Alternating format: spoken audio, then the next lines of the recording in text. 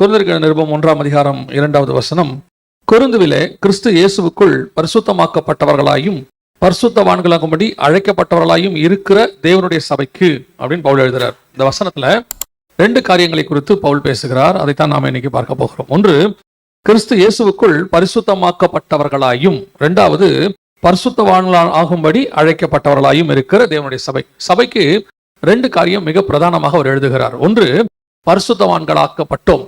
எப்படி கிறிஸ்துவுக்குள் நாம் எப்படி ஆக்கப்பட்டிருக்கிறோம்? பரிசுத்தமாக்கப்பட்டவர்களாயும் இருக்கிறோம். இந்த கடைசி காலத்தில் ஒரு உபதேசம் உண்டு. இந்த வசனத்தை படிக்கும்போது எனக்கு அவர்கள் சொன்ன உபதேசத்துக்கு இது ஒரு நேரடி பதிலாக இருக்கிறது. என்ன அப்படின்னு கேட்டா, ஒன் சேவ்ட் எவர் சேவ்ட் அப்படின்னு சொல்றாங்க. அதாவது ஒரு தடவை நாம் ரட்சிக்கப்பட்டு விட்டால், இயேசுவை ஏற்றுக்கொண்டு சபைக்கு வந்துட்டா கண்டிப்பா நம்ம பரலோகத்துக்கு போயிடுவோம். நம்ம என்ன பண்ணாலும் கர்த்தர் என்ன செஞ்சிருவாரு? பரலோகத்துக்கு கூட்டிட்டு போயிடுவாரு. கர்த்தர் கிருபை உள்ளவர் அப்படிங்கிற மாதிரி எல்லாம் சில உபதேசங்கள் போய்கொண்டே இருக்கிறது. அது இல்லை என்பது நமக்கு பிரதானமாய் தெரியும். அது அப்படிலாம் கிடையாது. அதுக்கு நிறைய வசனங்கள்ல ஆண்டவர் சொல்லி இருக்கிறாருன்னு. ஆனா இந்த வசனத்தை வாசிக்கும் போது அது நேரடியாக இருக்கிறது. எப்படி இருக்குன்னா, பரிசுத்தமாக்கப்பட்டு விட்டோம், ஆனால் இன்னும் நாம் என்ன பண்ண வேண்டும்? பரிசுத்தவான்களாகும்படி அழைக்கப்பட்டவர்கள். இந்த வசனம் என்ன சொல்றதுனால தெளிவா பாத்தீங்களா? கொரிந்துவிலே கிறிஸ்து இயேசுவுக்குள் பரிசுத்தமாக்கப்பட்டவர்களாயும், கிறிஸ்துக்குள் நாம் என்னவாயிட்டோம்? பரிசுத்தவான்கள் ஆயிட்டோம், பரிசுத்தமாக்கப்பட்டுட்டோம். கர்த்தர் நம்முடைய பாவங்கள் எல்லாம் மன்னிச்சு பரிசுத்தமாக்கிட்டார். ஆனால் அதோடு கூட அந்த ப்ராசஸ் முடிவடையவில்லை.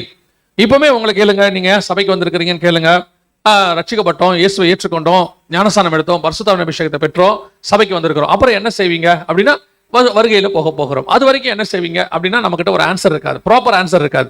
நம்ம என்ன செய்வோம்? நாங்க இங்க இருக்கிறோம், இயேசு வர்ற வரைக்கும் சர்ச்சில் இருப்போம், சர்ச்சில் தான் இருப்போம், அதுல மாற்று கருத்து இல்லை. அப்ப எதுக்கு இருக்கிறோம்? எதற்காக அந்த இடத்துல இருக்கிறோம்? இப்போ ஒரு ஹாஸ்பிட்டலுக்கு ஒரு ஆளை கூட்டிட்டு போறோம். எதுக்கு கூட்டிட்டு போறீங்க அப்படின்னா அவர் சுகமாக்குறத கூட்டிட்டு போறோம். சரி, சுகமாயிட்டார், என்ன பண்ணுவீங்க? வீட்டுக்கு கூட்டு வந்துருவோம். அதான சொல்லணும். நாங்க கொஞ்ச நாளைக்கு அங்கேயே தான் வச்சிருப்போம் அவரை அப்படின்னு நம்ம சொல்லுவோமா? எவ்வளவு சீக்கிரம் வீட்டுக்கு கூட்டு வர முடியுமோ அவ்வளவு சீக்கிரம் கூட்டிட்டு வருவோம். அப்போ சபையில கர்த்தர் உங்களை வச்சதுக்கான நோக்கம் என்ன? முதலாவது வசனம் சொல்லுது, கிறிஸ்து இயேசுவுக்குள் பரிசுத்தமாக்கப்பட்டவர்களாயும் அப்படின்னு. நாம் கிறிஸ்து இயேசுக்குள்ளே பரிசுத்தமாக்கப்பட்டிருக்கிறோம். இங்க இருக்கிற அத்தனை பேரும் இயேசுவை ஏற்றுக்கொண்டு பாவ மன்னிப்பு பெற்ற அத்தனை பேரும் எதற்காக எப்படி ஆக்கப்பட்டிருக்கிறோம்? பரிசுத்தமாக்கப்பட்டிருக்கிறோம். சோ நம்ம எல்லாருமே தான் ஹோலி ஒன், அப்படிதான் பைபிள் சொல்லுது, வசனம் சொல்லுது. பரிசுத்தமாக்கப்பட்டிருக்கிறோம். ஆனா எதற்காக பரிசுத்தமாக்கப்பட்டோம்? அதான் கேள்வி. நாம் பரிசுத்தமாக்கப்பட்டதனுடைய நோக்கம் என்ன அப்படின்னு சொல்லும் பொழுது வாசிங்க, எபிரேயர் நிருபம் 9ஆம் அதிகாரம் 23வது வசனம் வாசி. ஆதலால் பரலோகத்தில் உள்ளவைகளுக்கு சாயலானவைகள் இப்படிப்பட்ட பலிகளினாலே சுத்திகரிக்கப்பட வேண்டியதாயிருந்தது. அது எதை பத்தி சொல்றாரு அப்படின்னு கேட்டீங்கன்னா, பரலோகத்தில் உள்ள சாயலானவைகள் அப்படின்னா என்ன அர்த்தம்? ஆசாரிப்பு கூடாரம், அங்க இருக்கக்கூடியதான தட்டுமுட்டு சாமான்கள், அதோடு கூட மனுஷர்கள், பலிபீடத்துக்கு வந்து நிக்கிற மனுஷர்கள், இவங்க அத்தனை பேருமே அது உள்ள இருக்கிறது எல்லாமே சாயல். அதெல்லாம் என்னது? சாயல், பரலோகத்தினுடைய சாயல். மலையிலே நான் உனக்கு காண்பித்த மாதிரியின்படி கீழே கட்டுவதற்கு எச்சரிக்கையாயிரும். அப்போ அந்த ஆசாரிப்பு கூடாரமா இருக்கட்டும், அது உள்ள இருக்கிற குத்து விளக்கா இருக்கட்டும், மேஜாக இருக்கட்டும், பரிசுத்த ஸ்தலமா இருக்கட்டும், மகா பரிசுத்தமா இருக்கட்டும், நான் சொல்றது எபிரேயர்ல இருக்குது 9ஆம் அதிகாரத்துல. இது எல்லாமே இப்படிப்பட்ட பலிகளால் சுத்திகரிக்கப்பட வேண்டியதா இருந்தது. சுத்திகரிக்கப்படவே அப்படின்னா என்ன அர்த்தம்? ஆட்டுக்குட்டியின் ரத்தத்தினால, கிடாரியினாலே அது எல்லாம் சுத்திகரிக்கப்பட வேண்டியதா இருந்தது. எது? இது மாடல். ஆசாரிப்பு கூடாரம் மாடல். தொடர்ந்து வாசிங்க. பரலோகத்தில் உள்ளவைகளோ இவைகளிலும் விசேஷித்த பலிகளாலே சுத்திகரிக்கப்பட வேண்டியதாமே. அப்படின்னா என்ன அர்த்தம்? நீங்களும் நான் தான் பரலோகத்தில் உள்ளவைகள். இது எல்லாமே கீழே உள்ளது எல்லாமே நம்முடைய மாடல். பரலோகம் எப்படி இருக்கும்? சிங்காசனம் இருக்கும், ஆசாரிப்பு கூடாரத்துல கிருபாசனம் இருக்கும், அங்கே கேருபீன்கள் இருப்பாங்க, உள்ள கேருபீன்கள் இருக்கும், இயேசு கிறிஸ்து இருப்பாரு, உடன்படிக்கை பெட்டி இருக்கும். அப்படியே வந்தீங்கன்னா வெளியே கண்ணாடி கடல், வெண்கல தொட்டி, அப்படியே வந்தா பலிபீடம், பூமி. இது எல்லாத்தினுடைய மாடல். இது எல்லாமே என்னன்னா ஹெவனுடைய மாடல். அப்ப அந்த பரலோகத்தினுடைய மாடலா இருக்கிற இந்த ஆசாரிப்பு கூடாரத்தையும் அதுல உள்ளதையும் சில காரியங்களாலே சுத்திகரிக்கப்பட வேண்டி இருந்தது, சில ரத்தத்தாலே. அதுவே பழுதற்ற ஆட்டுக்குட்டியா இருக்கணும், ஊனமில்லாததா இருக்கணும். என்னாகமத்தின் புஸ்தகம் 19ஆம் அதிகாரம் 2வது வசனம் வாசிங்க பாப்போம். கர்த்தர் கற்பித்த நியம பிரமாணமாவது பழுதற்றதும் ஊனமில்லாததும் நுகத்தடிக்கு உட்படாததுமாகிய சிவப்பான ஒரு கிடாரியை உன்னிடத்தில் கொண்டு வரும்படி இஸ்ரவேல் புத்திரருக்கு சொல்லுங்கள். இந்த வசனம் என்ன சொல்லுது? பழுதற்றதும் ஊனமில்லாததும் நுகத்தடிக்கு உட்படாததுமாகிய ஒரு சிவப்பான ஒரு கிடாரியை கொண்டு வந்து அதை அடிச்சு சாம்பலாக்கி கரைச்சு ஆசாரியின் மேல பூசணும். எதுக்காக? பரலோகத்தில் மாடலா இருக்கிற இவைகளுக்கே இவ்வளோ இருக்கு. அந்த கிடாரி எப்படி இருக்கணுமா? பழுதலாம இருக்கணுமா? பழுதலாம்னா என்ன தெரியுமா? இப்போ எருசலேம்ல பலி செலுத்துறதுக்கு சிவப்பு கிடாரி கொண்டாந்து இருக்கிறாங்க. அந்த சிவப்பு கிடாரிய செக் பண்றதுக்குன்னு ஒரு டீம் இருக்குது. அவங்க எப்படி செக் பண்ணுவாங்கன்னா, ஒரு லென்ஸ் வச்சு செக் பண்ணுவாங்க. எப்படின்னா ஒரு முடியா செக் பண்ணுவாங்க. தலையில இருந்து கால் வரைக்கும் அது சிவப்பா இருக்கணும்னு இருக்கு. ஒரு முடி கூட வெள்ளையா இருக்க கூடாது. சமீபத்தில் கொஞ்ச நாளைக்கு முன்னாடி இன்னொரு கிடாரி எடுத்துட்டு வந்தாங்க. எல்லாம் செக் பண்ணி பார்த்தா கடைசியில் அது கால் கிட்ட ஒயிட் ஆயிருச்சு. உடனே அதை ரிஜெக்ட் பண்ணிட்டாங்க. அப்படியே ஒவ்வொரு முடியா பார்ப்பாங்க, ஒரு முடியா பார்ப்பாங்க. நீங்க அந்த வீடியோ கூட இருக்கு, நீங்க போய் பார்க்கலாம். அந்த ரபிமார்கள் வந்து 4 பேர் 4 பக்கமா சுத்தி அதோடைய ஒரு முடியா செக் பண்ணுவாங்க. பழுதற்றதும் ஊனமில்லாததும் நுகத்தடிக்கு உட்படாததும் ஆகிய இந்த மரலோகத்தின் சாயலா இருக்கக்கூடிய இந்த தேவாலயத்தில் இருக்கக்கூடிய ஆசாரியனையும் அங்க இருக்கக்கூடியதான பொருட்களையும் அங்க வரக்கூடிய ஜனங்களையும் சுத்திகரிப்பதற்கு இவ்வளவு பெரியதான ஒரு ப்ரொசீஜர் இருக்குமானால் அதோடைய ஒரிஜினல் பரலோகத்துடைய ஒரிஜினல் யாரு? நீங்களும் நானும். பரலோகம் தான் ஒரிஜினல். அதுலதான் நீங்க நானும் இருக்க போகிறோம். அதுல மகாபாரதன் ஆசாரியர் இயேசு கிறிஸ்து. அப்ப நீங்களும் நானும் அதோடு கூட இருக்க போறவங்க. அப்ப நமக்கு தொடர்ந்து வாசிங்க பாப்போம் அந்த 9ஆம் அதிகாரம். ஆதலால் பரலோகத்தில் உள்ளவைகளுக்கு சாயலானவைகள் இப்படிப்பட்ட பலிகளினாலே சுத்திகரிக்கப்பட வேண்டியதாயிருந்தது. பரலோகத்தில் உள்ளவைகளோ இவைகளிலும் விசேஷித்த பலிகளாலே சுத்திகரிக்கப்பட வேண்டியதாமே. பூமியில இருக்கிற இதுக்கே இவ்வளவு பெரிய ப்ரொசீஜர்னா நான் என்ன செய்யப்பட போறேன்? பரலோகத்துல கொண்டு போய் இந்த பாத்திரத்தை வைக்க போறேன். நாம் தான் கனமானம் செய்யப்பட்ட பாத்திரம். அப்ப நீங்க நடந்த அந்த பாத்திரங்கள் நம்மளை கொண்டு போய் கர்த்தர் எங்க வைக்க போறாரு? பரலோகத்துல வைக்க போறாரு. அப்படின்னா அது அதை விட விசேஷமான பலியில சுத்திகரிக்கப்பட வேண்டும். நீங்க நானும் பரிசுத்தமாக்கப்பட்டிருக்கிறோன்ற ஒரே வார்த்தை இருக்குது. அந்த வார்த்தைக்கு பின்னாடி சாதாரணமான விஷயம் இல்ல. நீங்க நானும் எதற்காக பரிசுத்தமாக்கப்பட்டோம்? பரலோகத்தில் இருப்பதற்காக இயேசு கிறிஸ்துவின் ரத்தத்தால் சுத்திகரிக்கப்பட்டோம். இப்ப இந்த இயேசு கிறிஸ்துவின் ரத்தத்தால் கழுவப்பட்டோங்கிறது ரொம்ப சர்வசாதாரணமா இருக்குது.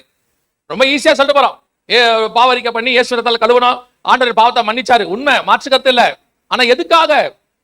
பரலோகத்துல போய் ஒரிஜினலா பிதாவாக இன்னொரு வசனத்தை வாசிங்க. வெளிப்படுத்தின விசேஷம் 1ஆம் அதிகாரம் 6வது வசனத்தை வாசிங்க பாப்போம். வெளிப்படுத்தல் 1:6 வாசிங்க பாப்போம். நம்மிடத்தில் அன்பு கூர்ந்து தமது இரத்தத்தினாலே நம்முடைய பாவங்களற நம்மை கழுவி தம்முடைய பிதாவாகிய தேவனுக்கு முன்பாக நம்மை ராஜாக்களும் ஆசாரியர்களும் ஆக்கின அவருக்கு மகிமையும் வல்லமையும் என்றென்றைக்கும் உண்டாயிருப்பதாக. ஆமென். அப்போ பரலோகத்துல போய் நம்ம எங்க நிக்க போறோம்? பிதாவாகிய தேவனுக்கு முன்பாக அங்க கொண்டு போய் நிக்க வைக்க போறார். அப்படி நிக்கிறதுக்கு உங்களை என்னையும் விசேஷித்த ரத்தத்தால கழுவி கொண்டு வந்து சர்ச்சுக்குள்ள வச்சிருக்கிறாரு. இந்த சபைக்கு கர்த்தர் சொல்ற வார்த்தை என்ன? உன்னை இயேசு கிறிஸ்துவின் ரத்தத்தால கழுவி வேறு பிரிக்கப்பட்டு சர்ச்சுக்குள்ள கொண்டாந்து இருக்கிறனே, என்ன நோக்கத்துக்காக? ஏதோ பரலோகத்துக்கு கூட்டு போறன்ற ஒரே வார்த்தை இல்ல. அதுக்கு பின்னாடி என்ன இருக்குது? நீ விசேஷமாய் சுத்திகரிக்கப்பட்டாய், இயேசு கிறிஸ்துவின் ரத்தத்தாலே கழுவப்பட்டாய். எதற்காக? பிதாவாகிய தேவனுக்கு முன்பாக போய் நிற்பதற்கு, ராஜாக்களும் ஆசாரியனுமாய் கொண்டு போய் நிறுத்துறதுக்கு. அப்படின்னா ஃபர்ஸ்ட் ப்ராசஸ் அவருடைய ரத்தத்தால கழுவினதுக்கான நோக்கம் என்ன? நான் ரட்சிக்கப்பட்டு கிறிஸ்தவன் ஆகிறேன், கிறிஸ்தவன் ஆக்குறாங்க, மன நிர்வாகம் பண்றாங்க இல்ல. இந்த ஒரே ஒரு ரத்தத்துக்கு மட்டும்தான் உங்களை பரலோகத்துக்கு கூட்டிட்டு போகிறதான உத்தரவாதம் இருக்கிறது. மத்த எல்லா ஆடு மாடு பலிகள் எல்லாம் வேணா செலுத்தலாம், சிவப்பு கிடாரி செலுத்தலாம், பஸ்கா ஆட்டுக்குட்டி செலுத்தலாம், எதை வேணா செலுத்தலாம். அது எல்லாமே மாடல். அது பரலோகத்துக்கு கூட்டு போகக்கூடியதான எந்த விதமான வல்லமையும் அதுக்கு கிடையாது. அதனாலதான் அப்படிப்பட்ட பஸ்கா ஆட்டுக்குட்டி அடிக்கப்பட்டு பலி செலுத்தப்பட்டு கழுவப்பட்ட பழைய ஏற்பாட்டு பரிசுத்தவான்களை குறித்து வசனம் சொல்லுது, அவர்கள் நம்மை அல்லாமல் பூர்ணராகாதபடி விசேஷித்த நன்மையானதொன்றை தேவன் நமக்காக முன்வந்து நியமித்து வைத்தார். அல்லேலூயா. எபிரேயர் 11:39-40 சொல்லுது, அவர்கள் நம்மை அல்லாமல் பூர்ணராகாதபடி. அப்போ உங்களுக்கு எனக்கும் விசேஷித்த ரத்தம் கழுவப்பட்டு சுத்திகரிக்கப்பட்டு, அதுதான் வசனம் சொல்லுது, நீங்கள் பரிசுத்தமாக்கப்பட்டவர்களாய் சபைக்கு கொண்டு வரப்பட்டிருக்கிறீர்கள். அப்ப நீங்க உட்கார வைக்கப்பட்ட நோக்கம் என்ன? முதல் ப்ராசஸ் என்ன? ரத்தத்தால கழுவப்பட்டிருக்கிறோம். ரத்தத்தால கழுவப்பட்டா மேல ரத்தம் தெளிக்கப்பட்டுச்சா? ஆண்டவர் நம்ம ரத்தத்துக்குள்ள முக்கிய எடுத்தாரா? இல்ல. நாம் விசுவாசித்து அறிக்கை பண்ணும்போது கர்த்தர் தம்முடைய ரத்தத்தாலே நம்மை கழுவுகிறார். நாம் விசுவாசிக்கிறோம், நம்முடைய பாவம் மன்னிக்கப்பட்டிருக்கிறது. நமக்கு ஒரு நிச்சயம் இருக்கு, உத்தரவாதம் இருக்கு. இயேசுவின் ரத்தத்தாலே நான் கழுவப்பட்டேன், ரட்சிப்பு அடைந்திருக்கிறேன், என் பாவம் மன்னிக்கப்பட்டு நான் சுத்திகரிக்கப்பட்டிருக்கிறேன். இதுவரைக்கும் இருக்கு, இதுவரைக்கும் கரெக்ட். அப்படிதான் சபைக்குள்ள கொண்டு வந்தோம். அப்படி கொண்டு வந்திருக்கிற ஆண்டவர் நம்மளை கொண்டு உட்கார வச்சுட்டார். நீங்க எல்லாம் சபைக்கு வந்தாச்சு. இதோட அந்த ப்ராசஸ் முடியுதா அப்படின்னு கேட்டா முடியல. அந்த 1 கொரிந்தியர் 1:2 திருப்பி வாசிங்க. கொரிந்துவிலே கிறிஸ்து இயேசுவுக்குள் பரிசுத்தமாக்கப்பட்டவர்களாயும் பரிசுத்தவான்கள் ஆகும்படி அழைக்கப்பட்டவர்களாயும் இருக்கிற இயேசுவின் ரத்தத்தாலே கழுவப்பட்டு சபைக்குள்ள நீங்க என்ன ஆயிட்டீங்க? பரிசுத்தமாக்கப்பட்டு கொண்டாந்துட்டீங்க, பாத்திரத்தை கொண்டாந்தாச்சு கழுவி. ஆனால் பரிசுத்தவான்கள் ஆகும்படி அழைக்கப்பட்ட இன்னொரு ப்ராசஸ் இருக்குது. அதுதான் அடுத்து செய்ய வேண்டியது. எதுக்காக கூட பரிசுத்தமாக்கி சபைக்குள்ள வச்சிருக்கிறாரு? பரிசுத்தவான்கள் ஆகும்படி. ஏங்க நான் தான் பரிசுத்தமாக்கப்பட்டேன், அப்பவே என் பேர் பரிசுத்தவான் இல்லையா? நீங்கள் பரிசுத்தவான்கள் தான், அழைக்கப்பட்ட பரிசுத்தவான்கள் எழுதுகிறது. ஆனால் முடிவு பரியந்தம் நிலைநிற்கிறவனே ரட்சிக்கப்படுவான்.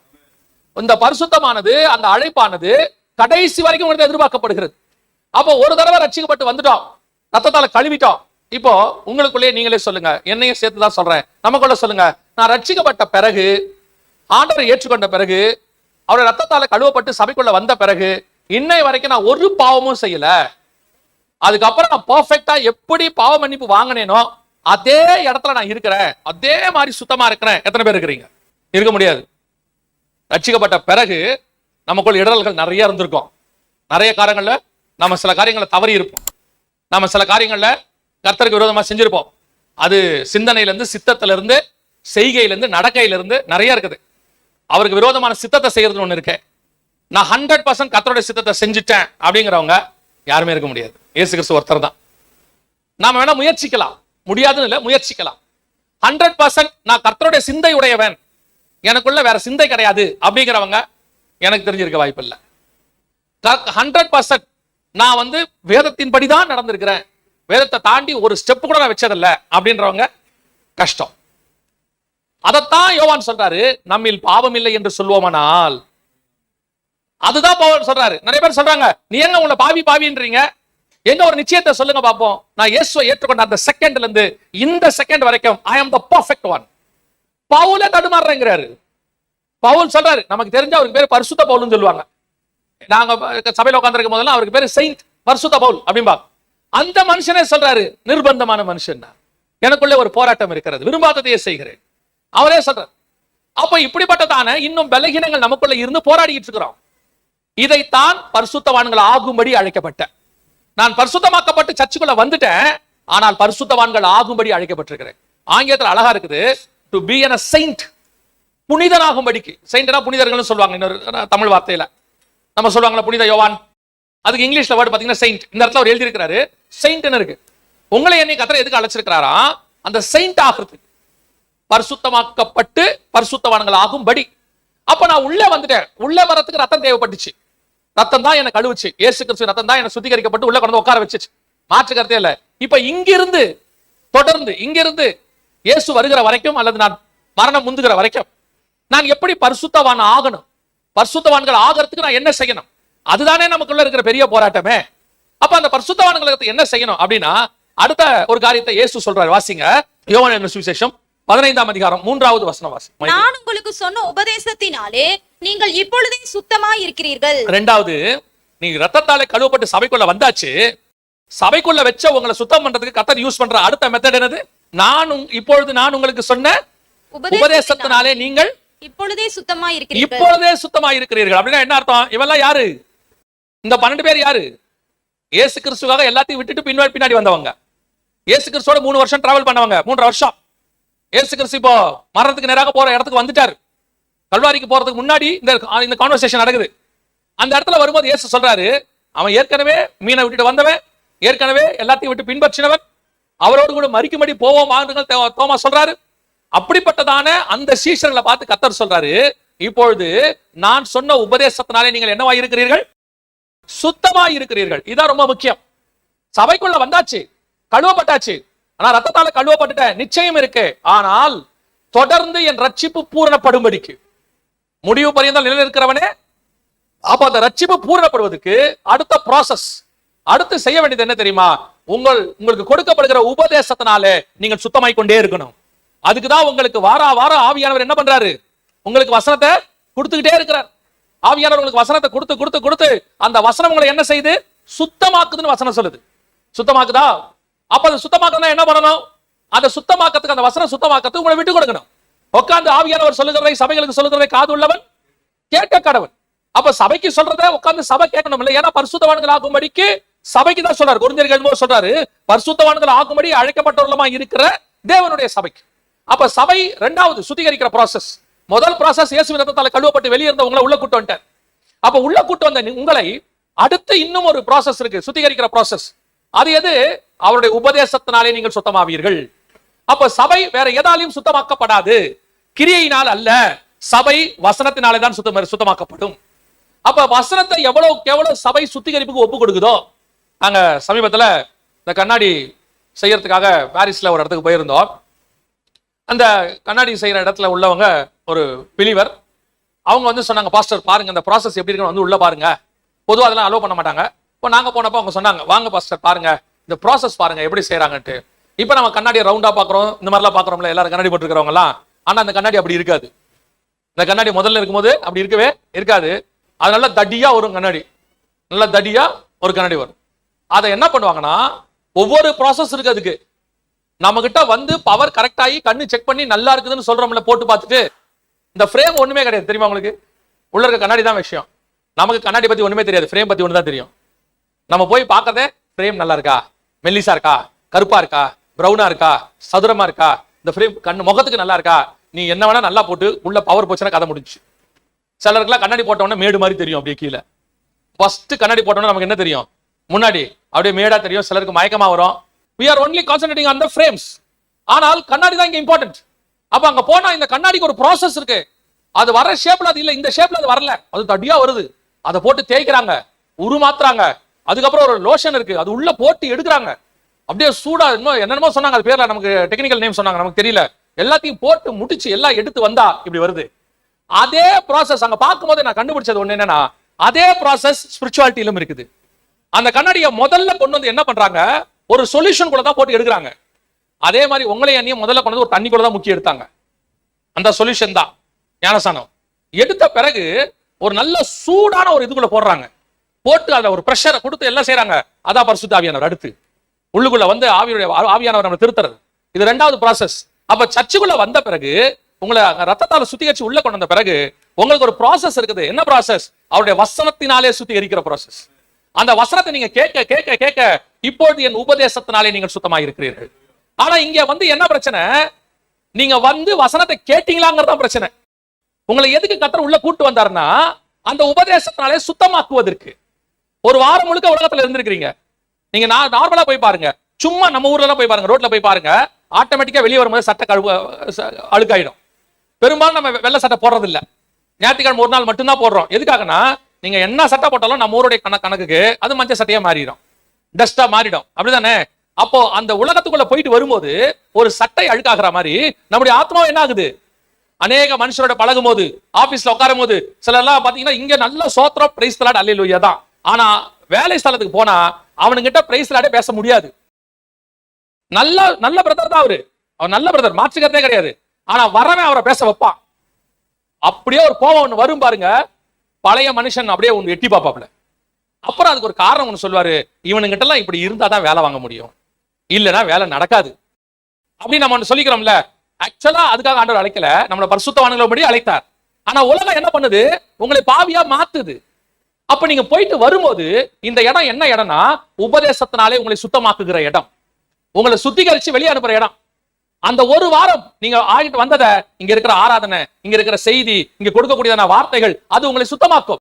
திருப்பி அடுத்த ஒரு வாரம் உங்களை ஸ்ட்ராங்கா வைக்கிறதுக்கு இந்த உபதேசம் தான் போதுமானதாக இருக்கு. அதுக்குதான் ஆண்டவர் சர்ச் வச்சிருக்கிறாரு. இன்னைக்கு பிசாசு பண்ண பெரிய வேலையில ஒண்ணு என்னன்னா, இதான் ப்ராசஸ். எது ப்ராசஸ்? சுத்திகரிக்கிறது தான் சபையோடைய வேலை. உங்களை பரிசுத்தவான்களாகும்படி அழைக்கப்பட்டது. அழகா பிசாசு ஒண்ணு பண்ணான் இந்த கடைசி காலத்துல உள்ள சபைகள்ல. அவன் ஃபர்ஸ்ட் கை வச்சது, பாடுறியா நல்லா பாடு, மியூசிக் போடுறியா நல்லா மியூசிக் போடு, ஆராதனை 1.5 மணி நேரம் செலுத்து, ஒன்னும் பிரச்சனை இல்லை, அது வான்னு போட்டா. அப்புறம் அனௌன்ஸ்மெண்ட் 1/2 மணி நேரம் கொடு, வார்த்தை 20 மினிட்ஸ், வார்த்தை 15 நிமிஷம். அவன் பண்ண ஒரே வேலை, ஆராதனை இல்லைன்னு சொல்லல, ஆராதனையில வார்த்தையை குறைச்சான். வந்த ஜனங்களை சுத்திகரிக்காம வெளியே அனுப்பினா உன் ஆராதனை விருதா. நீங்க ஒரு லாண்டரி கடையில துணியை போடுறீங்க, கொடுத்தா மாதிரியே அழுக்கா துணி வந்தா போட்டதுக்கு என்ன பிரயோஜனம்? ஒரு அயன் கடையில துணி கொடுக்குறீங்க, அதே சுருக்கத்தோட வந்தா அவன்கிட்ட கொடுத்ததுக்கு என்ன பிரயோஜனம்? ஒரு விசுவாசி சபைக்குள்ள வந்துட்டு சுத்திகரிக்கப்படாம வெளியே போனா அந்த விசுவாசி சபைக்குள்ள வந்ததுக்கு என்ன பிரயோஜனம்? வேஸ்ட். அதே தான் இன்னைக்கு சபை செஞ்சுக்கிட்டு இருக்கு. உலகளாவிய சபைகளுக்கு ஒரு பெருமை கடைசி காலத்துல பிசாசு அழகா பணம் பெருமையை போட்டான். எவ்வளவு பேரு சர்ச்சுக்கு வந்தாங்கன்றது முக்கியம் கிடையாது, எவ்வளவு பேரு சபையில இருந்து பரலோகத்துக்கு வந்தாங்கன்றது தான் முக்கியம். என் சபையில 50,000 பேர் இருக்கான்றது பெரிய பெருமை கிடையாது, அது டேஞ்சர், தெரியுமா? அது டேஞ்சர். இப்ப நீங்க பாருங்க, கவர்மெண்ட் ஸ்கூல்ல ஒரு கிளாஸுக்கு 30 பசங்க 20 பசங்க தான் இருக்கும். டிஓ ஆபீசர் வருவாரு, டிஸ்ட்ரிக்ட் எஜுகேஷன் ஆபீசர். அந்த 30 பேரோட ரிப்போர்ட் தான் கேட்பாரு. அவ்வளவுதானே கேட்பாரு. அந்த கிளாஸ்ல எவ்வளவு இருக்காங்களோ அவ்வளவுதான் கேட்பாரு. இந்த 30 பேரோட ரிப்போர்ட் கொடு அப்படிம்பாரு. 30 பேர் ரிப்போர்ட், 30 பேருக்கு டெஸ்ட், 30 பேருக்கு எக்ஸாம், 30 பேருக்கு ரிசல்ட். முடியும் போது கேட்பாங்க என்ன ஆச்சு. அதுல அந்த கவர்மெண்ட் ஸ்கூல் டீச்சர்ஸ்க்கு ஒரு பெரிய சந்தோஷம், என் ஸ்கூல்ல 100% பாஸ், அவங்களுக்கு சந்தோஷம் பெருசு. ஆனா பிரைவேட் ஸ்கூலுக்கு போய் பாருங்க, ஒவ்வொரு கிளாஸ்லயும் 50 பேர், 100 பேர், 1500 பேர், 2000 பேர், பெரிய ஸ்கூல் எல்லாம் கட்டுறான். அவனை பொறுத்த வரைக்கும் என்ன தெரியுமா, 100% பாஸ் வரணும். அப்படி 1500 பேர் இருந்தா கவர்மெண்ட் எவ்வளவு பேருக்கு கணக்கு கேட்கும்? 1500 பேருக்கு கேட்கும். 30 பேர் இருந்தா எவ்வளவு கேட்கும்? 30 பேர் கேட்கும். அதே மாதிரிதான் எவ்வளவு பேர் விசுவாசி இருக்கிறாங்களோ அவ்வளவு பேர் கணக்க பரலோகம் கேட்கும். எங்கிட்ட 500 இருந்தா கணக்கு கொடுக்கிறது ஈஸி, 5000 இருந்தா கஷ்டம், 50,000 இருந்தா முடியாது, 5 லட்சம் ஃபெயில். சபையினுடைய மாடல் என்ன தெரியும் செய்யுமா? மேய்ப்பன் சத்தத்துக்கு ஆடுகள் கீழ்ப்படியும், என் ஆடுகள் என் சத்தத்தை கேட்கும். என் சத்தம் தெரியும். இன்னைக்கு சபைகள் சுத்திகரிக்கிற ஸ்தலமா இல்லை. சபைகள் என்டர்டைன்மெண்ட் பிளேஸ். சபைகள் என்னது? களியாட்டத்தினுடைய இடம்.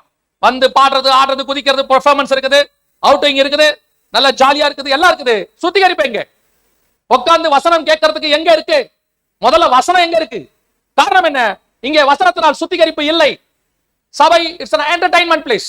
மாறிடுச்சு. அப்ப உள்ள வந்தவன் அப்படியே வெளியே போறான். என்னடா பேசினார் பாஸ்டர்? என்னவோ பேசினார், நல்லா இருந்துச்சு. கடைசி வரைக்கும் அவர் என்ன பேசினார் அவனுக்கு தெரியல. நல்லா தெரிஞ்சுக்கொள்ளுங்க, சபை என்பது கதை கேட்கிற இடம் அல்ல. ஓமை தேவை, ஆனால் ஓமை அல்ல. ஓமையை பார்க்கலாம், அதில் உள்ள ரகசியமே முக்கியம். சபை என்பது சுத்திகரிக்கிற ஸ்தலம். விசுவாசிகளுக்கு சொல்றேன், இங்க வந்துட்டு போகும்போது ஏதோ ஒரு பிக்னிக்கு வந்துட்டு போற மாதிரி போக கூடாது. நீங்கள் பரிசுத்தமாக்கப்பட்டீர்கள், ஆனால் இன்னும் பரிசுத்தவான்கள் ஆகவில்லை. செயின்ட் ஆஃப் மாரன் பைபிள் சொல்லுது. அப்போ அவருடைய வசனத்தினாலே சுத்திகரிக்கப்பட்டவர்களாய் இருந்தால்தான் சபை பரிசுத்தவான்களை இரண்டாவது ஸ்தலத்துக்கு போகும். அல்லேலூயா. சரி, இது போதுமா? இதோட முடிச்சிடலாமா அப்படின்னு இல்ல. பைபிள் இன்னும் ஒண்ணு சொல்லுது. வாசிங்க. பரிசுத்தவான்களாகும்படி அழைக்கப்படுவதற்கு என்ன செய்யணும் அப்படின்னா, எசேக்கியேல் புஸ்தகம் 36ஆம் அதிகாரம் 25வது வசனத்தை வாசி. அப்பொழுது நான் உங்கள் மேல் சுத்தமான ஜலம் தெளிப்பேன். நான் உங்களுடைய எல்லா அசுத்தங்களையும் உங்களுடைய எல்லா நரகலான விக்கிரகங்களையும் நீக்கி உங்களை சுத்தமாக்குவேன். நீங்கள் சுத்தமாவீர்கள். இந்த சுத்தமாகத்துக்கு கர்த்தர் அடுத்து செய்யறது என்ன தெரியுமா? உங்கள் மேல் சுத்தமான ஜலம் தெளிப்பேன். இந்த வசனத்தை உலகத்திலேயே தப்பா புரிஞ்சுக்கிட்டு ஒரு பெரிய கூட்டம் இதை ஃபாலோ பண்ணிட்டு இருக்கு. நீங்கள் சுத்தமாவதற்கு எதை தெளிப்பேன்? அதுல வந்ததா தெளிப்பு ஞானஸ்நானம். அதுல வந்ததா என்ன ஞானஸ்நானம்? தெளிப்பு ஞானஸ்நானம். தலையில தண்ணி தெளிச்சுட்டா என்ன ஆயிருவாங்க? சுத்தம். ஏன்னா இயேசு சொல்லி, ஆண்டவர் சொல்லியிருக்கிறாரு, உங்கள் மேல் நான் சுத்தமான ஜலம் தெளிப்பேன். சரி, அதை நீங்க அப்படியே எடுத்துக்கிறீங்கன்னா தொடர்ந்து வாசிங்க. அந்த வசனத்தை திருப்பி வாசிங்க. இப்பொழுது நான் உங்கள் மேல் சுத்தமான ஜலம் தெளிப்பேன். நான் உங்களுடைய எல்லா அசுத்தங்களையும் உங்களுடைய எல்லா நரகலான விக்கிரகங்களையும் நீக்கி. தெளிக்கிற இடத்துல இருக்கிற விக்கிரகத்தை தூக்கிடுவாங்களா? இங்க சொல்றது தெளிப்பு ஞானஸ்நானமே இல்ல. முதல்ல இங்க பேசுறது வேற விஷயத்தை பத்தி ஆண்டவர் பேசிட்டு இருக்கிறார். இன்னைக்கு சுத்தமாக்குறதுக்காக தண்ணி தெளிச்சா, அப்போ அந்த தண்ணி தெளிக்கிற ஆட்கள் என்ன செய்யணும்? விக்கிரகத்தையும் தூக்கணும். இங்க வசனம் இங்க எசேக்கியேல் 35 36 சொல்றது தெளிப்பு ஞானஸ்நானத்தை குறித்து அல்ல. அதான் இவங்க மூல வசனமா வச்சிருக்காங்க. நான் தெளிப்பேன், அப்பொழுது நீங்கள் சுத்தமாவீர்கள். சுத்தமாவீர்கள் அது அல்ல. அதுக்கு அர்த்த வசனம் வாசிங்க. உங்களுக்கு நலமான இருதயத்தை கொடுத்து உங்கள் உள்ளத்திலே புதிதான ஆவியை கட்டளையிட்டு. என்ன விட்டு? புதிதான ஆவியை கட்டளையிட்டு. பரிசுத்த ஆவியானவரை பத்தி பேசுதாங்க. பரிசுத்த ஆவியானவருக்கு தான் ஜலம்னு அர்த்தம். நதி போல பாய்கிறார். வசனம் தெரியல உங்களுக்கு? கணுக்கால் அளவு, முழங்கால் அளவு, இடுப்பு அளவு. நான் என்ன செய்வேன்? உங்க மேல பரிசுத்த ஆவியை ஊதுவேன். பரிசுத்த ஆவியானவர் உங்கள் மேல் இறங்குவார். அக்கினிமயமான நாவுகள் இறங்கும்னு சொன்னார் பாருங்க, அந்த மாதிரி இறங்குவார். அப்பொழுது நீங்கள் சுத்தமான ஆவி உடையவர்களாய் மாறுவீர்கள். இதுக்கு ஒத்த வசனம் புதிய ஏற்பாட்டில் பவுல் எழுதுறார். வாசிங்க. எபேசியருக்கு நிருபம் 5ஆம் அதிகாரம் 26 வாசிங்க. தாம் அதை திருவசனத்தை கொண்டு தண்ணீர் முழுக்கினால் சுத்திகரித்து பரிசுத்தமாகுகிறதற்கு கரை திரை முதலானவைகள் ஒன்றும் இல்லாத பரிசுத்தமும் பிழையற்றதுமான மகிமையுள்ள சபையாக அதை தமக்கு முன் நிறுத்திக் கொள்வதற்கும் தம்மை தாமே அதற்காக ஒப்பு கொடுத்தார். இந்த வசனத்துல இந்த செய்தியோட எல்லா பாயிண்டும் இருக்கும். இப்ப நம்ம எடுக்கிற எல்லா பாயிண்டும் இந்த ஒரே வசனத்துல இருக்கும். எபேசியர் 5:26 வசனம் சொல்லுது, அவர் தம்மை ஒப்பு கொடுத்து சபையை நிலைநிறுத்தினார். அதான் ரத்தத்தால கழுவினார். அடுத்து எதனால கழுவுறாரு? வசனத்தினாலே. அடுத்து எதனால? தண்ணீர் முழுக்கினாலே கரை திரை அற்ற மணவாட்டி சபையாக நிறுத்துவதற்கு. அப்ப சபை முதலாவது ரத்தத்தாலே கழுவப்படுகிறது. இரண்டாவது எதனாலே? வசனத்தினாலே சுத்திகரிக்கப்படுகிறது. மூன்றாவது எதனாலே? தண்ணீர் முழுக்கினாலே. ரத்தத்தால கழுவி, வசனத்தினால கழுவி, கடைசியா பரிசுத்த ஆவியில நீங்க மூழ்கி நீந்தி மூழ்கணுமே. அதர் பாட்டு இருக்குது. பரிசுத்த ஆவியினுடைய சுத்திகரிப்பு இருக்கு. அவர் திருத்துவார். பல நேரங்களில பரிசுத்த ஆவியானவர் சபைகளுக்கு சொல்லுகிறதை காதுள்ளவன், ஆனா இங்க கேட்கறது இல்ல. ஒரு வசனம் இருக்கு, அந்த வசனம் சுத்திகரிக்கிறது தான். பல நேரத்துல உங்களுக்கு அந்த வசனம் புரியாது. அந்த வசனம் உங்களுக்கு என்ன செய்யாது? தெரியாது. ஒரு சில நேரத்துல சிலருக்கு வசனம் படிக்க தெரியாது, எழுத படிக்கவே தெரியாது. அப்படிப்பட்ட அத்தனை பேருக்கும் சபைக்குள்ள வச்சு ஆவியானவர் என்ன பண்றார் தெரியுமா? அவர் பேசுகிறார், அவர் சுத்திகரிக்கிறார். ஆவியானவர் சொல்லுகிறத நீங்க கேட்டீங்கன்னா நீங்கள் சுத்தமாவீர்கள். இயேசு சொல்றாரு, நான் போய் உங்களுக்கு என்னத்தை அனுப்புவேன்? பரிசுத்த ஆவியை அனுப்புவேன். அவர் பாவத்தை குறித்தும் நீதியை குறித்தும் நியாய தீர்ப்பை குறித்தும் கண்டித்து உணர்த்துவார். அப்ப அடுத்து நீங்கள் வசனம் வந்துருச்சு, வசனம் சுத்திகரிக்கும். வசனத்துக்கு அடுத்த இன்னொரு சுத்திகரிப்பு இருக்குது. நீங்க வசனத்தை கேட்டுட்டீங்க, சர்ச்சில் பேசிட்டாங்க, ஆனா அந்த வசனம் உங்களுக்குள்ளே கிரியை செய்ய வைக்கிறது யார் தெரியுமா? பரிசுத்த ஆவியானவர். அவர் தான் உதவி செய்கிறவராக இருக்கிறார். நம்முடைய பலவீனங்களிலே அவருடைய பலன் பூரணமா விளங்குது. எல்லாம் நிறைய பேர் பிரச்சனை என்ன தெரியுமா? எனக்கு சத்தியம் தெரியுது, சத்தியம் கேட்கறாங்க, சத்தியம் இருக்கு சபையில, நிறைய சபைகள் இருக்கு. அங்க இருக்கிறவங்க ஏன் பலவீனமா இருக்கிறாங்க? அங்க இருக்க சபைகள்ல ஏன் பலகீனம் இருக்கு அப்படின்னா, அவங்க லைஃப்ல ஆவியானவர் கிரியை செய்யறதுக்கு இடம் கொடுக்கறது இல்ல. வசனம் வந்துடுது, வசனம் கேட்டுறீங்க, அந்த வசனத்தை ஆவியானவர் உங்களுக்குள்ளே கிரியை செய்ய இடம் கொடுக்குறீங்களா? ஆவியானவருக்கு இம்பார்ட்டன்ஸ் கொடுக்குறீங்களா? அங்கதான் இங்க பிரச்சனையா இருக்குது. இப்ப வசனம் கேட்டு போயாச்சு, போகும்போதே ஆவியானவர் எங்க பேசுறது? இங்க போகும்போதே நான் வந்து நீங்க தப்பான விஷயத்த பாக்குறீங்கன்னு சொல்லல, அதை புரிஞ்சுக்கோங்க. நீங்க தப்பான விஷயத்த பாக்குறீங்கன்னு சொல்லல, ஆவியானவருக்கு பிரியமில்லாத விஷயத்த பாக்குறீங்க. ஆவியானவருக்கு எது பிரியம்? இப்போ உங்களை நம்ம ஒரு உதாரணத்துக்கு சொல்றேன். நம்மளுக்கு கெட்ட வார்த்தை என்ன? இப்போ நமக்கு கெட்ட வார்த்தை ஒண்ணு இருக்குல்ல உலக பிரகாரமா, ஆனா ஆவியானவருக்கு கெட்ட வார்த்தை அது இல்ல. அவர் சொல்றாரு, பக்தி விருத்திக்கு ஏதுவான நல்ல வார்த்தைகளையே பேசுங்கள். அப்ப கெட்ட வார்த்தை என்னன்னா, உலகத்தான் பேசுறது அதெல்லாம் கெட்ட வார்த்தை. பக்தி விருத்திக்கு ஏதுவல்லாத வார்த்தையை பேசுறமே, அதுவே அவருக்கு கெட்ட வார்த்தைன்னு இருக்குது. இப்படி யோசிச்சு பாருங்க. எத்தனை பேர் ஒரு ஜேர்னி போறீங்க, ஒரு டிராவல், ஒரு 3 மணி நேரம் 4 மணி நேரம் யாரோ ஒருத்தரோட போறீங்க, எவ்வளவு பக்தி விருத்திக்கு ஏதுவா பேசியிருப்பீங்க? எவ்வளவு பேசியிருப்பீங்க? எத்தனை பேர் பக்தி விருத்திக்கு ஏதோ அவங்க டிராவல்ல பேசுவீங்க சொல்லுங்க. அதே மாதிரி தான் ஆவிக்குரிய வாழ்க்கையிலும் சரி, நம்ம எப்பவுமே என்ன செய்யணும் அப்படின்னா, தேவையானதுக்கு மட்டும்தான் பேசணும். தேவையானதுக்கு என்ன செய்யக்கூடாது? ஆவியானவர் சொல்றாரு, அதுலயும் பக்தி விருத்திக்கு ஏதுவானது மட்டும்தான் பேசணும், வேற எதையும் என்ன செய்யக்கூடாது? பேசக்கூடாது. இப்ப நம்ம அப்படி செஞ்சுட்டு இருக்கிறோமா? பக்தி விருத்திக்கு ஏதுவானது மட்டும் பேசுறோமா? இன்னைக்கு ஆகாத சம்பாஷணைகள் நல்லொழுக்கத்தை என்ன செய்யுமா? கெடுக்கும். அப்படிதான் ஆகாத சம்பாஷணைகள் நல்லொழுக்கத்தை கெடுக்கும். அதே தான் உங்களுக்கு சொல்றேன், கவனிங்க. பரிசுத்த ஆவியானவர் உங்ககிட்ட பேசும்போது அவருக்கு இடம் கொடுக்கணும். பரிசுத்த ஆவியானவர் உள்ளே வரும்போது இடம் கொடுக்கணும். அவர் வந்து உங்களை சுத்திகரிக்கணும். அப்ப அவருக்கு நீங்க கொஞ்சம் இடம் கொடுக்கணும்ல. வசனம் கேட்கறதுனால மட்டும் நீங்கள் சுத்திகரிக்கப்பட்டீங்கன்னா இல்ல. வசனம் வரும், வாலிபன் எதனால் தன் வழியை சுத்தம் பண்ணுவான்? கர்த்தருடைய வசனத்தின்படி தன்னை. ஆனால் ஆவியானவர் தான் பலப்படுத்துகிறவர். நம்ம பாவத்தை விட நம்முடைய மாம்சம் இல்ல இருக்குல்ல, அந்த பாவம் எல்லாம் பெருசு.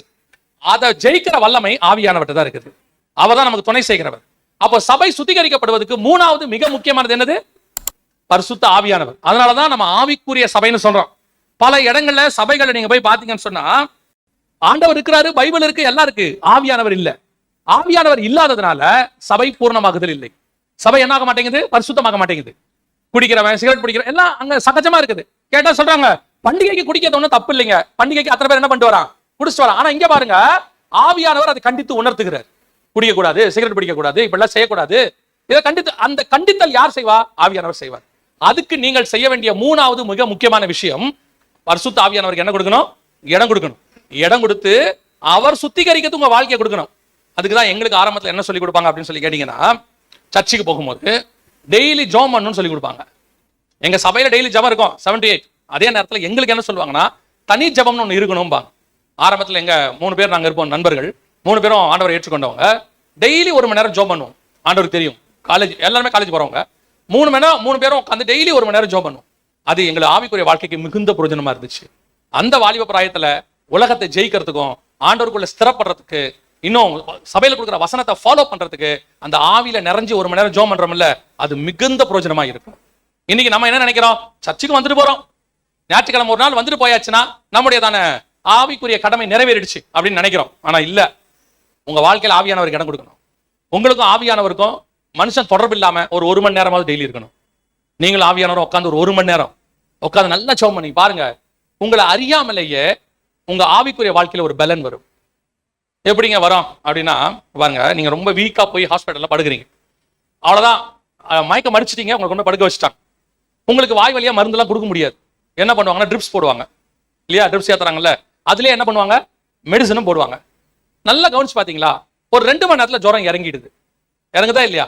நல்லா இறங்கிடுது. ஆட்டோமேட்டிக்கா ஒரு பலன் வருது. அப்புறம் 2-3 நாள் அங்கேயே இருக்கீங்க. இப்ப நீங்க ஏஞ்சி உட்கார அளவுக்கு மாறிடுறீங்க. எப்படி நடந்துச்சு? எப்படி நடந்துச்சு? அந்த மருந்து உள்ள போய் என்ன பண்ணுச்சு உங்களுக்கு தெரியுமா? எந்தெந்த இடத்துக்கு போச்சுன்னு தெரியுமா? அந்த மருந்துல இருக்கிறதான அந்த கெமிக்கலோ அல்லது காரியங்களோ உங்க உடம்புக்குள்ள எந்தெந்த கிடைச்சு போய் தெரியுமா? தெரியாது. உள்ள போச்சு, அது போய் வேலை செய்து அதோடையதான ரியாக்ஷன் வெளியே தெரியுது. படுத்திருந்த நீங்க ஏஞ்சி உட்கார்ற அளவுக்கு வந்துட்டீங்க. இப்ப வீட்டுக்கு போக சொல்றாங்க. போகும்போது சொல்லுவாங்க, இன்னும் டயட் கொடுங்க. இந்த டயட்டை நீங்க டெய்லி ஒரு வாரம் கரெக்டா சாப்பிடுவீங்க, மாத்திரை போடுவீங்க. நல்லா கவனிச்சு பாருங்க, அப்படியே உங்களுடையதான உடம்பு நல்லா தேறிக்கிட்டே வரும். இப்ப அந்த சாப்பாடு உள்ள போய் என்ன பண்ணுச்சு தெரியுமா? அந்த மருந்து என்ன பண்ணுச்சு தெரியுமா? தெரியாது. அதை நீங்க எடுக்க எடுக்க இங்கே உங்க சரீரம் பலப்படுது. அதே மாதிரிதான் நீங்கள் வேத வசனத்தை வாசிக்க வாசிக்க, டெய்லி ஆவியில நிறைஞ்சு ஜெபிக்க ஜெபிக்க ஜெபிக்க, ஆட்டோமேட்டிக்கா உங்கள் ஆத்மா பலனடைய தொடங்கும். உங்க ஆவியில ஒரு களி கூறுதல் வரும். அது எப்படிங்க வெளியே தெரியாது? தெரியும். எப்படி உள்ள மருந்து போனா வெளியே பலன் தெரியுதோ, அதே மாதிரிதான் உள்ளுக்குள்ள ஆவியானவர் ஸ்திரப்பட ஸ்திரப்பட ஸ்திரப்பட வசனம் உங்களுக்குள்ள ஊற ஊற ஊற உங்களுடைய ஆவிக்குரிய வாழ்க்கை ஜெயம் பெறுகிறது நீங்கள் பார்ப்பீர்கள். நீங்க எதுல தோத்துக்கிட்டு இருந்தீங்களோ அதுல ஜெயிப்பீங்க, எதுல விழுந்துகிட்டு இருந்தீங்களோ அதை ஜெயிப்பீங்க, எதை விட முடியாதுன்னீங்களோ அதை விட்டு இருப்பீங்க. அதுக்கு ஆவியானவர் உங்களுக்குள்ள வரத்துக்கு நீங்க இடம் கொடுக்கணும்ல. அந்த இடம் கொடுக்கறதுக்கு ஒரு மணி நேரம் அது வேணாமா? டாக்டர் சொல்றாரு 3 நாள் ஐசியூல வைங்கன்றாரு, அப்பதான் காப்பாற்ற முடியுங்கிறாரு. நீங்க 1 மணி நேரம் ஆண்டவரோட இருங்க, டெய்லி இருங்க. அந்த 1 மணி நேரம் ஆண்டவரை தவிர வேற யாருக்கும் இல்லைன்னு வைங்க. நான் ஆவியானவருடைய துணையோட சொல்றேன், நான் பலப்படுத்தினால சொல்றேன், உங்க ஆவிக்குரிய வாழ்க்கைய பலப்படுத்தி உயர்த்தி சுத்திகரித்து பரிசுத்தவான்கள் ஆகும்படி ஆவியானவர் உங்களை மாத்துவார். அது நடக்கும், கண்டிப்பா நடக்கும். ஆனா நீங்க அந்த 1 மணி நேரத்தை கொடுக்காம, இது எப்படி இருக்கு தெரியுமா? சில ஆட்கள்லாம் வீட்டுல இந்த சகோதரிமார்கள்லாம் நல்லா வேலை செய்வாங்க, சாப்பிட மாட்டாங்க பாருங்க. அப்புறம் நல்லா வேலை பார்த்துக்கிட்டே இருப்பாங்க. அப்புறம் துணி துவச்சு பாத்திரம் வேலைக்கு அதை பண்ணி இதை பண்ணி வீட்டு வேலையை பார்த்து சில வெளியில வேலைக்கு போவாங்க. பார்த்தா அப்படியே மயக்கடிச்ச மாதிரி உட்காருவாங்க. என்னன்னா காலைல இருந்து சாப்பிடல, மறந்துட்டே இருப்பாங்க. சாப்பிட்றது என்ன பண்றாங்க? மறந்துடுவாங்க. ஆனா சாப்பிட்றத விட்ட உடனே ஆட்டோமேட்டிக்கா என்ன ஆகுது? பாடி வீக் ஆகுது. அதே மாதிரிதான் உங்களை அறியாமலேயே நீங்கள் ஜெபிக்காமல் இருக்க இருக்க, வேத வசனத்தை வாசிக்காமல் இருக்க இருக்க இருக்க உங்கள் ஆத்மா பலவீனப்பட்டுக்கிட்டே போகும். நீங்கள் ஒரு நாள் பாவத்தில் விழுகிறதில்லை, அது ஒரு ப்ராசஸ். நீங்கள் பலப்படப்பட உங்களுக்குள்ள இருந்து ஆவியானவர் உங்களை சுத்திகரிச்சுக்கிட்டே இருப்பார், சுத்தமாக்கிட்டே இருப்பாரு. உலகத்துல உள்ள எல்லா பரிசுத்தவான்களும் ஒரு நாள்ல அவங்க பரிசுத்தவானா மாறல, 50 வருஷம் கழிக்கும் போது அவங்க மிகப்பெரிய பரிசுத்தவானா இருக்காங்க. காரணம் என்னன்னா, இந்த 50 வருஷம் அவங்க ஆவியானவர் பலப்படுத்தி பலப்படுத்தி பலப்படுத்தி தேவனோட நடந்து சஞ்சரிச்சு சஞ்சரிச்சு 300 வருஷம் கழிச்சு ஏனோக்கு எடுத்துக்கொள்ளப்பட்டார். அவர் 300 வருஷத்துக்கு முன்னாடி சஞ்சரிக்க ஆரம்பிச்சிட்டாரு. ஆனா டே 1ல எடுத்துக்கொள்ளப்படல, 300 வருஷம் கழிச்சு எடுத்துக்கொள்ளப்பட. காரணம், அந்த 300 வருஷங்கிறது ஒரு ப்ராசஸ், அது ஒரு ப்ராசஸ். அதே மாதிரிதான் நீங்கள் டெய்லி ஜெபிச்சு ஜெபிச்சு ஜெபிச்சு வேதத்தை வாசிக்கிறது ஒரு மணி நேரம் கர்த்தரோடு கூட, அதை விட்டுறணும். அந்த 1 மணி நேரத்தை ஆண்டவர்கள் விட்டுறணும். அதை எந்த நேரத்துக்கும் மாற்றக்கூடாது. நீங்க செஞ்சு பாருங்க, உங்க ஆவிக்குரிய வாழ்க்கை எப்படி மாறுதுன்னு பாருங்க. உங்களை பரிசுத்தவான்களாக்கும்படி ஆவியானவர் உங்களுக்கு உதவி செய்வார். ஒரு வசனம் வாசிங்க, முடிக்கலாம். 2 கொரிந்தியர் 7ஆம் அதிகாரம் 1வது வசனம் வாசிங்க, முடிக்கலாம். 2 கொரிந்தியர் 7:1 வாசிங்க. இப்படிப்பட்ட வாக்குத்தத்தங்கள் நமக்கு உண்டாயிருக்கிறபடியினால் பிரியமானவர்களே, மாம்சத்திலும் ஆவியிலும் உண்டான எல்லா அசுசையும் நீங்க நம்மை சுத்திகரித்துக் கொண்டு பரிசுத்தமாக்குதலை தேவ பயத்தோடு பூரணப்படுத்த கடவோம். பரிசுத்தமாக்குதலை என்ன பண்ணணும்? பூரணப்படுத்தணும். அதைத்தான் சொன்னேன். ஒன் சேவ்ட் எவர் சேவ்ட் கிடையாது. ஒரு நாள் ரட்சிக்கப்பட்டா பரலோகத்துக்கு போயிடுவான்னு பைபிள்ல இல்லவே இல்லை. உங்கள் பரிசுத்தமாக்குதல் என்னவாகணும்? பூரணப்படணும். ஒரு நாள் பரிசுத்தமாக்கப்பட்டு சபைக்குள் வந்த நாம் பரிசுத்தவான்கள் ஆகணும். எப்படி ஆகணும்? பூரண பரிசுத்தவான்களை மாறணும். உங்கள் பரிசுத்தம் பூர்ணராகும்படி வாசிங்கம்மா தொடர்ந்து. இப்படிப்பட்ட வாக்குத்தத்தங்கள் நமக்கு உண்டாயிருக்கிறபடியினால் பிரியமானவர்களே, மாம்சத்திலும் ஆவியிலும் உண்டான எல்லா அசுசியும் நீங்க நம்மை சுத்திகரித்துக் கொண்டு பரிசுத்தமாகுதலை, நல்லா கவனிங்க, பரிசுத்தமாகுதலை தேவ பயத்தோடு பூரணப்படுத்த கடவோம். ஃபியூச்சர் பண்ணுவோம், பூர்ணமாவோம், தேவ பயத்தோட செய்யுங்க. அப்படி பூரணப்படுதல் ஆகும்போது நீங்கள் பரிசுத்தவான்கள் ஆக்கப்பட்டு பிதாவாகிய தேவனுக்கு முன்பாக ராஜாக்களும் ஆசாரியருமாய் போய் நிற்பீர்கள். சோ இது ஒரு ப்ராசஸ் ஆரம்பிச்சிருக்கிறார். உங்களை எதுக்காக பரிசுத்தமாக்கி சபைக்குள்ள கொண்டு வந்தாருன்னா, ஒவ்வொரு நாளும் பரிசுத்தமாவதற்கு. ஒவ்வொரு நாளும் அந்த பரிசுத்தமாய் அதான் பைபிள் வசனம் சொல்லுது, பரிசுத்தம் உள்ளவன் இன்னும் பரிசுத்தமாகட்டும், இன்னும் பரிசுத்தம். எப்படி வரைக்கும்? பூர்ணராகும்படி. பூர்ணம்னா என்ன? பரிசுத்தத்தின் பூரணம் இயேசு. பரிசுத்தத்தின் பூரணம் இயேசு. அவரே சொல்றாரு, நான் பரிசுத்தராய் இருப்பது போல நீங்களும் பரிசுத்தராய் இருங்கள். அந்த பரிசுத்தத்தை நீங்கள் அடைகிற வரைக்கும் பூர்ணராகும்படிக்கு பூர்ணராக கடவோம். அதனால்தான் எபிரேயர்ல வாசிக்கிறோம், நாம் பூர்ணராகும்படி கடந்து போவோம். அப்ப இன்னிலிருந்து நமக்கு ஒண்ணு புரியணும். நான் சபைக்கு பரிசுத்தமாகி தான் கொண்டு வந்தார் ஆண்டவர். ஆனா எது கொண்டு வந்தாரு? பரிசுத்தல பூரணமாகி பிதாவுக்கு முன்பாக போய் நிற்பதற்கு. அதுக்கு நான் என்ன செய்யணும்? முதலாவது வசனத்தினாலே கழுவப்பட வேண்டும், சுத்திகரிக்கப்பட வேண்டும். ஒவ்வொரு நாளும் வசனம். இப்போது என் உபதேசத்தினால் நீங்கள் என்னவா இருக்கிறீர்கள்? சுத்தமாக இருக்கிறீர்கள். அடுத்து பரிசுத்த ஆவியினாலே என்ன செய்யப்பட வேண்டும்? சுத்திகரிக்கப்பட வேண்டும், கழுவப்பட வேண்டும். பரிசுத்த ஆவியானவருடைய சத்தத்துக்கு நான் இடம் கொடுக்கணும், பரிசுத்த ஆவியானவருக்கு விட்டு கொடுக்கணும், ஒவ்வொரு நாளும் தேவனோட சஞ்சரிக்கணும், ஆவியானவர் எனக்குள்ள பலப்படுத்தணும். அப்படியே பலப்பட நான் பரிசுத்தத்து மேல் பரிசுத்தம் அடைய தொடங்குவேன். அந்த பரிசுத்தம் பூரணமாகிற இடத்துக்கு வரும். ஒரு நாள் நான் பூர்ணராகி பிதாவாகிய தேவனுக்கு முன்பாக ராஜாக்களும் ஆசாரியருமாய் போய் நிற்க போகிறேன். அல்லேலூயா. இதுதான் ப்ராசஸ். இந்த ப்ராசஸ்ல நீங்க முதல் ஸ்டேஜ் முடிச்சுட்டு உள்ள வந்திருக்கிறீங்க. இன்னும் 2 ஸ்டேஜ் இருக்கு. ஒன்னு வசனம், இன்னொன்னு பரிசுத்தாவி. இதுக்கு டெய்லி இடம் கொடுங்க. ஒரு நாள் கிறிஸ்து வரும்போது நாம் அவரை போலவே பரிசுத்தராய் பரலோக ராஜ்யத்தில் இருக்க போகிறோம். அல்லேலூயா.